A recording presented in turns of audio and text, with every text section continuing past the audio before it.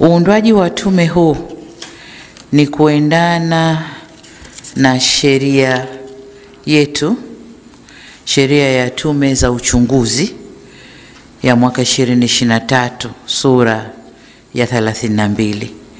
Ndio inanipa mamlaka kuunda tume mbalimbali za kufanya uchunguzi wa mambo mbalimbali ndani ya nchi yetu.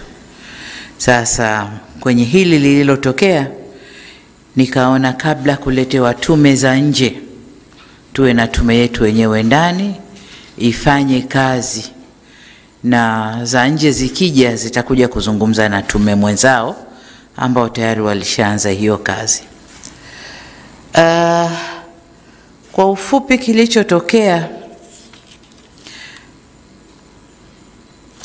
hakikutarajiwa kitokee ndani ya nchi yetu kwa sababu ya historia tulionayo ya usalama na utulivu wa kisiasa ndani ya nchi. Hata kama kuna vipindi ambavyo hatuna usalama wa kisiasa, lakini haikufikia kiasi hichi kilichofikia.